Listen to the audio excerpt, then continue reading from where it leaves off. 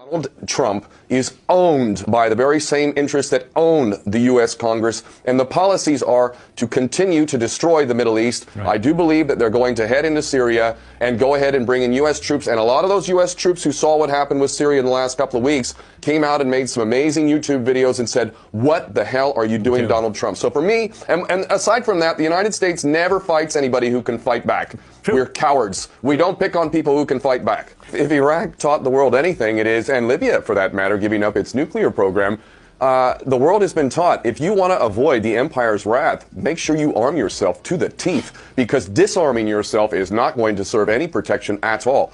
Let's also get in, here's where North Korea and Syria and the Middle East, all of it ties in. There is a very big misunderstanding amongst the people of the world who don't have psychopathic, sociopathic qualities. See, for those of us who have any level of humanity, we don't want war. But there's a big problem.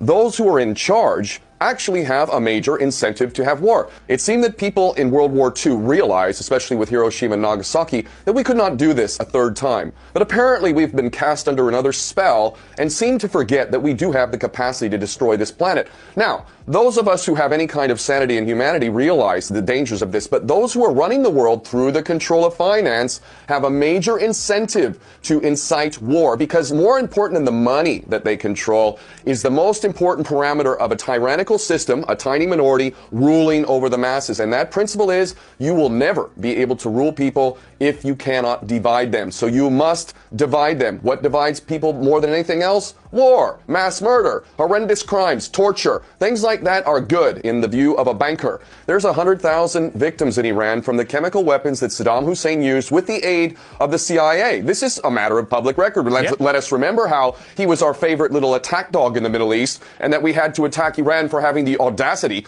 of getting rid of our puppet, the Shah. And the Iranians, all too ironically, while being told, the whole West being told that these are the evil people who want to exterminate the Jews and all this kind of nonsense, the Iranians had an amazing debate within their nation back in the 80s when they were being attacked by weapons of mass destruction from Saddam Hussein and chemical weapons. And there was a debate about whether they should even attack Basra and Baghdad with weapons of mass destruction. And you know what their answer was? No, we can't, because we're a God-fearing nation and it would be immoral and God would not approve. So this is yet another example, 100,000 victims of chemical weapons in Iran. So yeah, America's moral authority hasn't existed for decades. And I have been shocked that even back in 2003 that people were talking about weapons of mass destruction in Iraq. Excuse me, the United States is the biggest producer, distributor, and user of weapons of mass destruction, and it's going to be the moral authority to talk about who can and can't have them? It was absurd then, it's even more absurd now.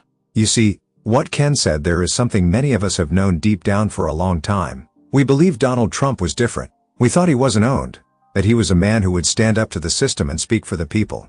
But as time went on, it became clear that even he isn't free from the same hands that have controlled American politics for decades. He talked tough, but when it came down to it, he fell in line like the rest of them.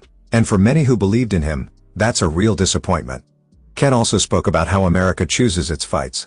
And to be honest, he's right. We have a habit of picking fights with countries we know can't fight back. We call it defending freedom. We dress it up in nice language, but when you strip it down, it's cowardice. Real strength isn't shown by crushing the weak. But that's exactly what's been done time and time again. And then there's the hypocrisy. We point fingers at other countries, telling them to disarm, while we are the biggest manufacturers and users of weapons of mass destruction.